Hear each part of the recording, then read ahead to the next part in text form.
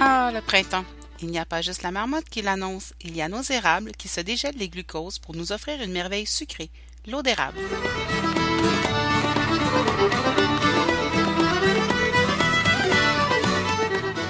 Au Québec, à chaque printemps a lieu le temps des sucres, c'est-à-dire la traditionnelle récolte de l'eau d'érable en vue de fabriquer notre célèbre sirop doré. Bien que la récolte de l'eau d'érable se fait aujourd'hui grâce à des procédés industriels, certains irréductibles continuent de le faire de façon artisanale. Avec 74% du marché de la production mondiale de sirop d'érable, le Québec a de quoi être fier. Aujourd'hui, on vient se sucrer le bec à la cabane à sucre artisanale au chalet en Boiron de Sainte-Christine d'Auvergne.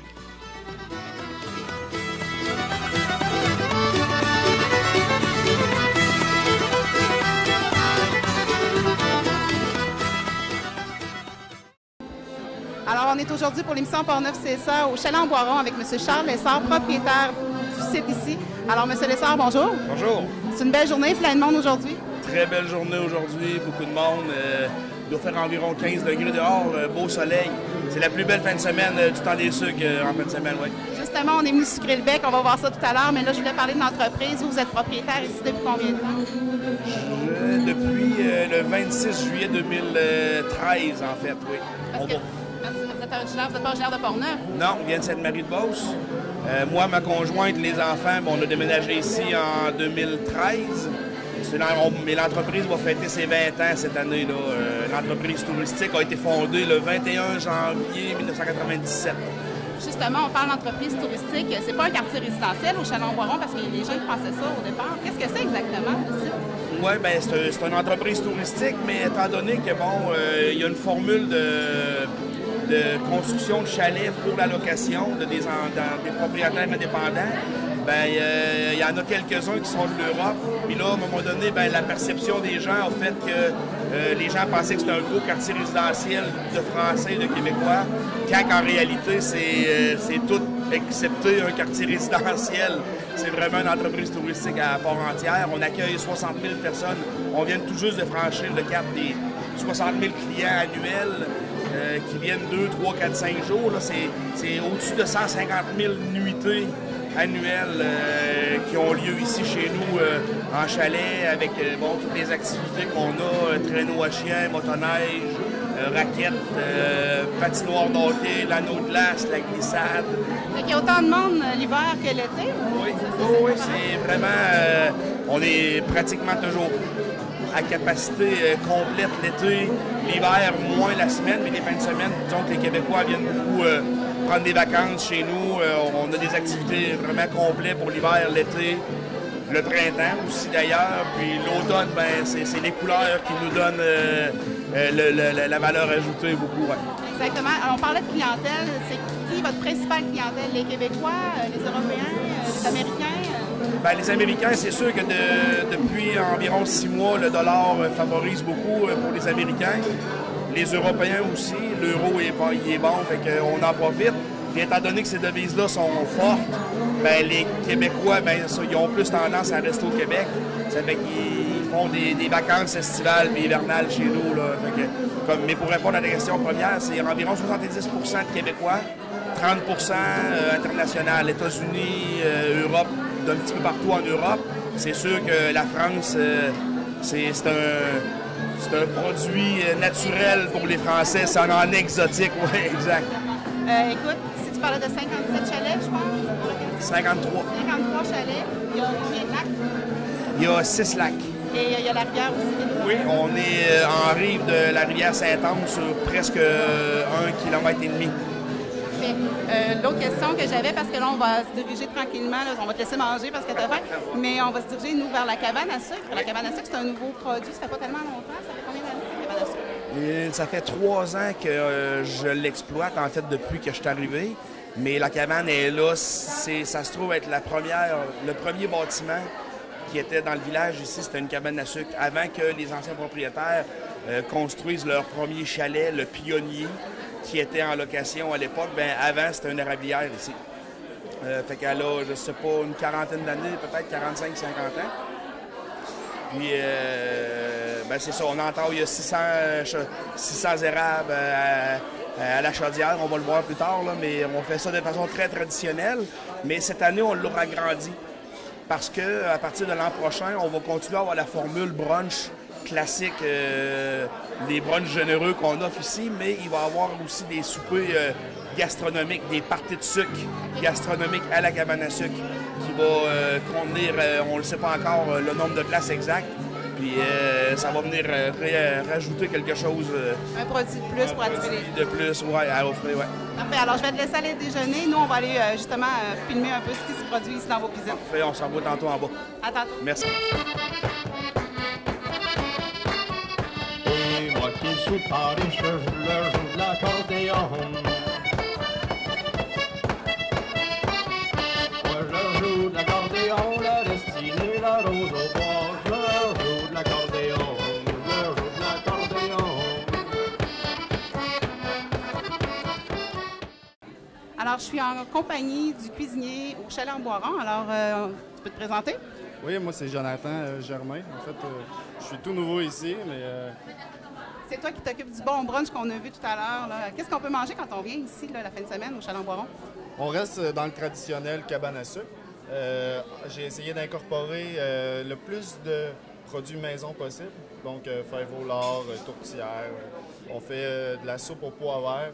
On essaie de changer un peu aussi le traditionnel. Je pense qu'à date, les gens sont entièrement satisfaits. Super. Ici, on peut venir, oui, bruncher, mais je pense que vous offrez aussi le service de traiteur. Qu'est-ce que c'est au juste? Le service de traiteur, en fait, c'est deux options différentes. On peut avoir le buffet. Donc, on sert un buffet. Le chef en chalet va porter les assiettes, prépare, monte une belle table, et puis les gens se servent, tout simplement. OK. Et puis là, tu parlais justement du chef en chalet, dans le fond. Alors ça, les gens vous demandent, puis toi, tu vas là préparer le souper pour la gang qui est là. Exactement. Donc, c'est vraiment, on gâte les gens. On arrive, on fait 5-6 services le plus gastronomique possible. En fait, c'est eux qui décident de leur menu. Et puis, on les accompagne tout au long. Quand tu utilises des produits, j'imagine que c'est les produits du terroir d'ici, de Portneuf ou d'ailleurs. Le plus possible, les produits de Portneuf. On essaie d'y aller avec les produits de saison. On est tellement entouré ici à Saint-Raymond de producteurs différents. C'est vraiment très, très intéressant de travailler ces produits-là. Et puis, on les fait découvrir aux clients en chalet, justement. Excellent. Combien de cuisiniers quand vous êtes dans un rush comme ça ce matin dans la cuisine? On est 3. Quand même, ça fait beaucoup de monde, ça bouge beaucoup. Et puis, combien de serveurs sur le plancher? En général, 5. C'est bon. Bien, je te remercie beaucoup, puis je vais te laisser aller à tes chaudrons, comme on dit. Merci beaucoup. Bonne journée. Merci. Tout le monde est en place, on fait petit rigodon. Ouais, on fait un petit rigodon, la destinée, la rose au bois. On fait un petit rigodon, on fait un petit rigodon. Et c'est comme ça que ça se passe, du moins dans nos cantons. Ouais, du moins dans nos cantons, la destinée, la rose au bois. Du moins dans nos cantons, du moins dans nos cantons, puis du moins dans nos cantons, du moins dans nos cantons.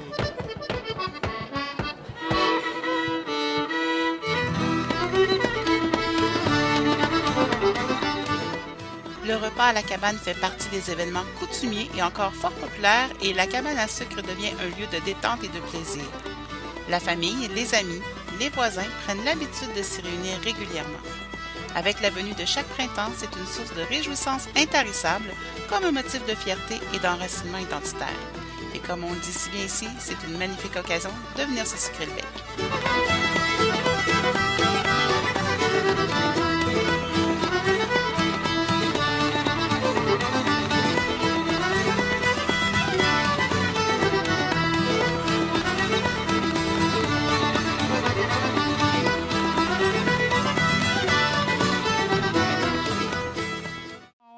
entendu. On est venu se sucrer le bec. On est à la cabane à sucre des Chalets en Boiron. Je suis en compagnie du sucrier, M. Stéphane. Stéphane, t'es sucrier. Moi, je pensais qu'un sucrier, c'était pour mettre le sucre, mais non, ça travaille le sirop d'érable et pour en faire tous des produits sucrés. Exactement, oui. On fait du sirop. On fait du sirop à partir de façon artisanale avec des chaudières, puis un évaporateur au bois. Puis, T'es sucrier depuis combien de temps? ça fait 25 ans, à peu près. Puis, j'ai été... toutes ces années-là, j'ai travaillé dans des grosses érablières industrielles avec des gros évaporateurs à l'huile, tubuleux, puis tout le kit, des érablières jusqu'à 75 000 en taille à peu près. Les 10 dernières années, j'ai juste bouilli comme pour un producteur qui avait 20 000 en taille. C'était juste un petit sideline comme ça pour juste me maintenir dedans. Puis l'automne passé, j'ai eu une occasion aussi pour... il m'a offert la job d'être sucrier pour les Chalets en Boiron. Puis c'est un bel environnement, hein? La cabane à sucre est belle aussi. Là. Ouais, ça fait... Moi, j'ai toujours rêvé d'avoir mon érablière, mais avec le prix des terres à bois aujourd'hui qui ne sont pas achetables pantoute, bien là, cette opportunité-là, je me sens comme chez moi, là. Tu te gâtes. Ah, je me gâte au bout, là, oui. C'est bon. On parle du temps des sucres, c'est traditionnel. En plus, vous le faites de façon traditionnelle ici. Écoute, je voudrais savoir, parce qu'il y a plein de mythes sur le sirop d'érable, et puis quand ça coule, ça prend quelles conditions pour que nos érables coulent au Québec? Bien, pour que les érables coulent, il faut que ça prenne des conditions. Là, aujourd'hui, comme aujourd'hui, il fait très, très, très chaud. C'est trop chaud. Mais les conditions idéales, c'est, je vous dirais, peut-être 6-7 degrés au-dessus de zéro le jour, puis moins 4, moins 5 la nuit. Tant qu'on a un printemps qui va s'étirer avec ces conditions-là, puis il y a aussi le vent, il y a beaucoup de facteurs, mais les conditions idéales, là, c'est ça, 6-7 degrés le jour, moins 5 moins la nuit. Quand ça vient trop chaud, comme aujourd'hui, là, probablement, là, vers 2... Peut-être, là, déjà, là, ça doit plus couler, là, d'après moi, là.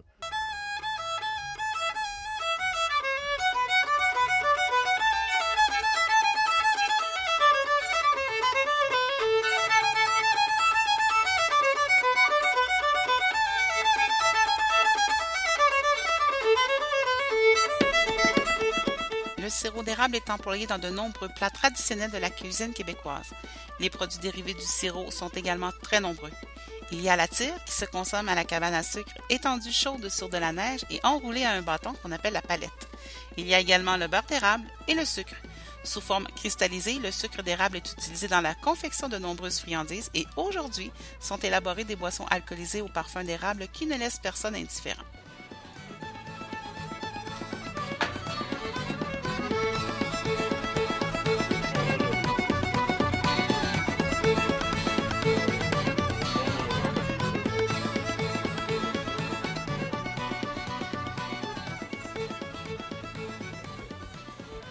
Je voulais savoir combien d'érables vous avez d'entaillés ici. On a 625 chaudières. Ça produit combien, ça? 126, 125? 625. 125 chaudières, ça produit combien de litres on parle d'eau d'érable? Oui, de litres d'eau d'érable, ça, je ne m'attendais pas à cette question-là.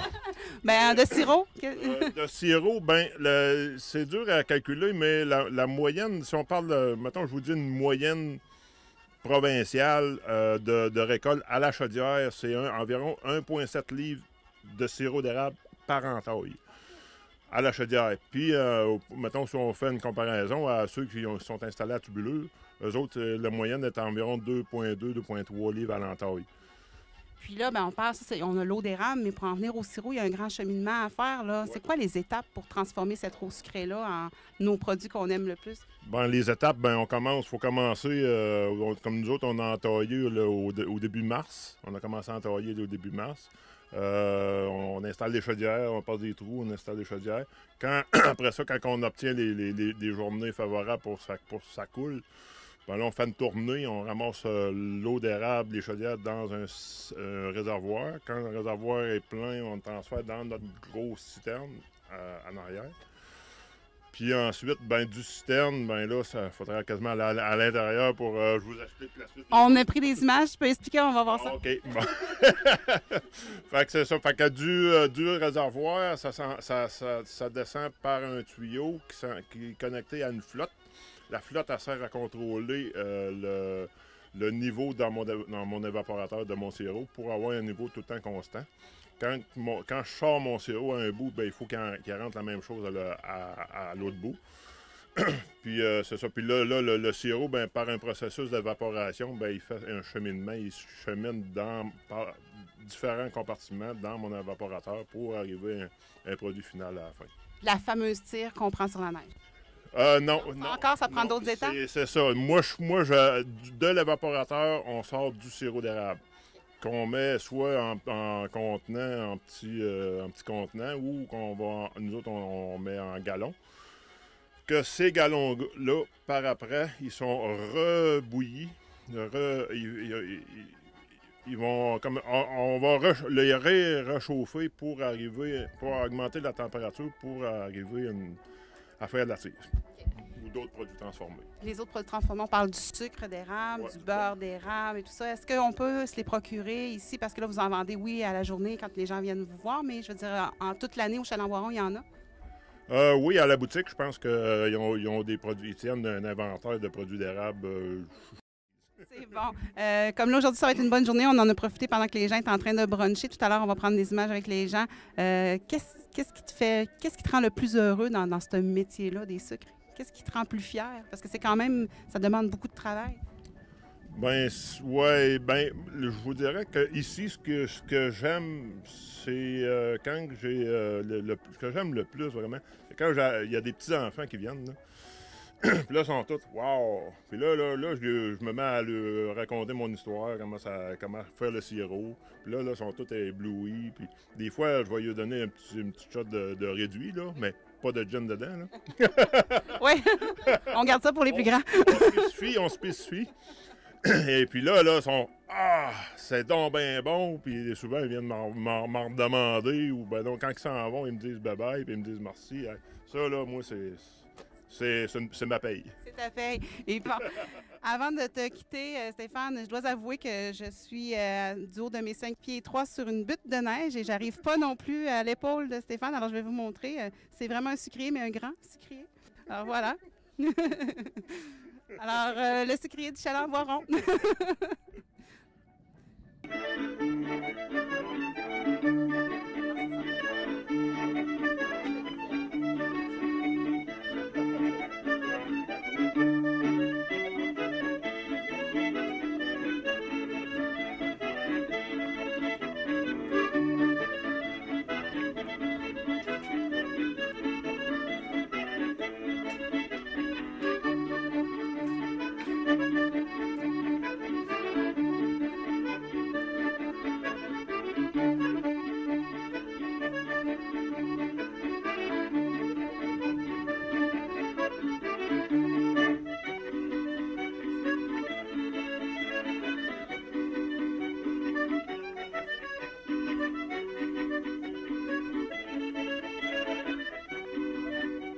Je suis en compagnie de monsieur Christian. Christian, toi, tu es le spécialiste de la tire. Oui, moi, de mon côté, c'est de retransformer le sirop en tire. Et puis, quand les gens ont été brunchés le matin, ils s'amènent ici, puis je leur fais des pastilles. De la palette. De la palette. Et puis, au niveau de... Les gens se posent beaucoup de questions au niveau de la neige. Où est-ce qu'on va la récupérer en bout de ligne? Oui, parce que ces temps-ci, la neige, elle a fondu beaucoup, puis on a toujours peur aux En début de saison, on ne court pas après la neige, mais en fin de saison, il faut aller loin dans les bois parce qu'il y a quand même beaucoup de monde qui ont joué sur les rebords. Ça fait qu'il s'agit de partir avec un petit traîneau pour aller chercher de la belle neige propre. Et puis, c'est sûr que si on arrive avec une neige qui est un petit peu salée, les gens vont se demander beaucoup ce qu'on a pris notre neige. Oui, exactement, parce qu'il y a quand même un cheval qui se promène. Exactement. Ça fait qu'on s'organise tout le temps pour avoir quand même une très belle neige. C'est quand même très facile, mais si on arrive en fin de saison où on n'aura plus de neige, bien là, je ne sais pas ce qu'on va, comment s'y prendre. Mais, on achètera les petits contenants déjà tout frais. Exactement, exactement. Mais pour le moment, là, c'est pas difficile de retrouver de la neige. On parlait tout à l'heure, la chaleur, c'est pas mal dans les derniers jours. Là. Oui. Là, comme Stéphane disait tout à l'heure, avec les températures qu'on va connaître, d'après moi, c'est probablement la fin là, de notre côté. Là. Puis le début de la belle saison pour les autres activités. Exactement. Après avoir eu des sourires pendant le temps des sucres, on va aller. Mais il y a quand même d'autres choses à faire parce que les gens ne voient pas l'autre côté de la cabane à sucre. C'est qu'après ça, il faut tout ramasser, serrer, laver et refaire le bois de chauffage pour la saison prochaine. Oui, parce qu'il faut se préparer. Exactement. Ça fait que ce bout-là, c'est un côté que les gens ne voient pas, mais c'est quand même beaucoup, beaucoup de travail pour être capable d'avoir un sourire pendant 6 semaines. Bien, en tout cas, on vous remercie beaucoup d'avoir fait ça pour tout le monde et puis on vous souhaite une belle fin de saison des sucres. Ça fait plaisir. Merci. Merci.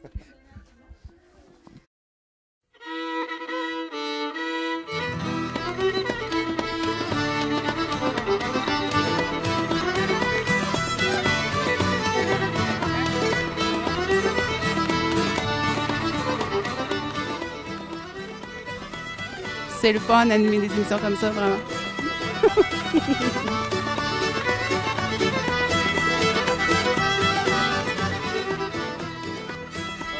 Ah, Serge, t'es chanceux. Hey, je vais me passer tellement quelque chose.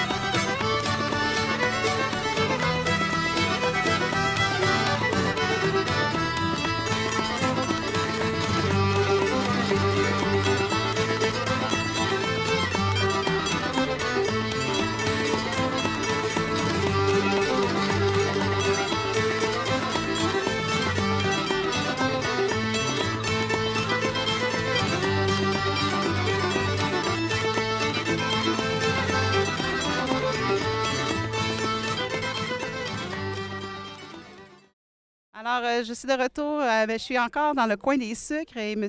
Charles Lessard est venu nous rejoindre. Charles, c'est vraiment un beau site. On a fait le tour, on a parlé à ton monde, tu as du monde impliqué, qui sont passionnés. Tu es un passionné aussi.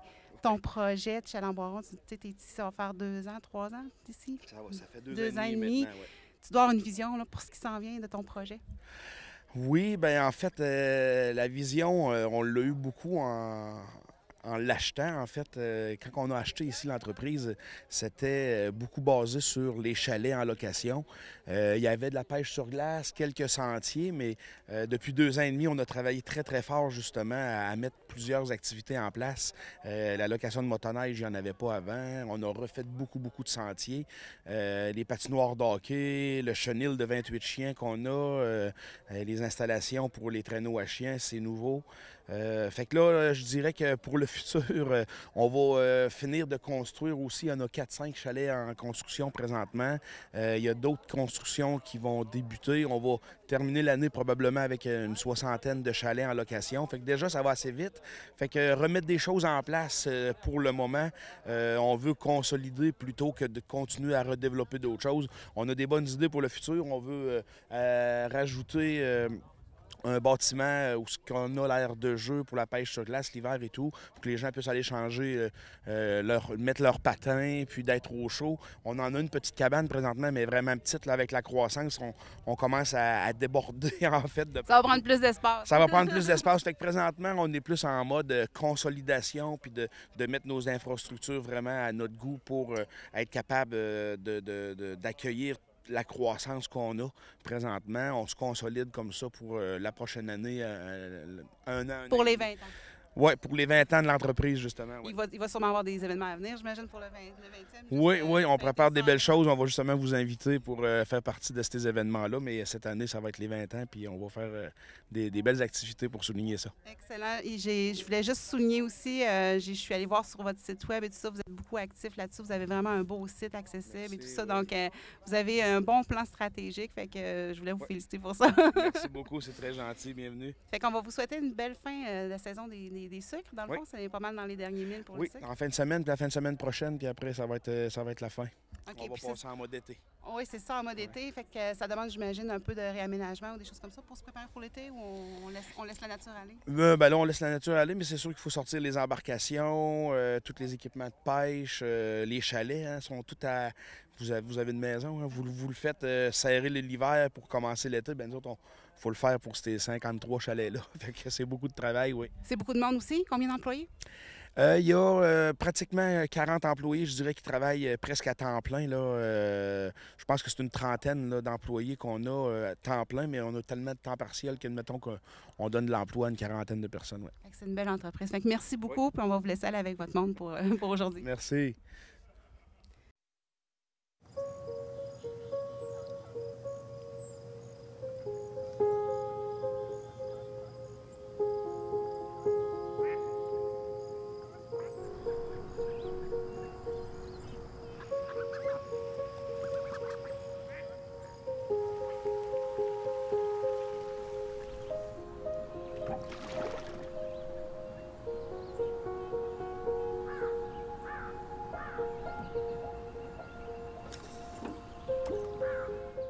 Situé en plein cœur de la région de Portneuf, entre lac, forêt et en bordure de la rivière Sainte-Anne, le village au chalet Amboiron est d'une superficie de 3 km².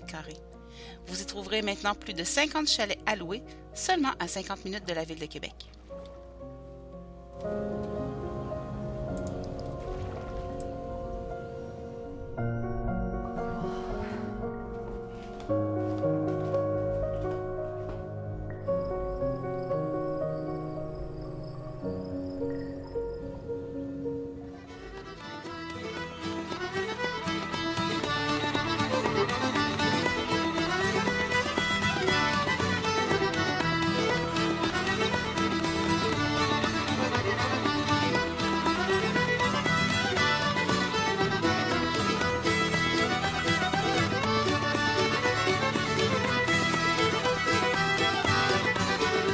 Pour en savoir plus sur les activités et services offerts au Chalet Amboiron, faites le www.auchaletemboiron.com. Et si vous désirez participer à l'émission Portneuf, c'est ça, contactez-nous à CGSR ou consultez la page Facebook des Productions Colonie.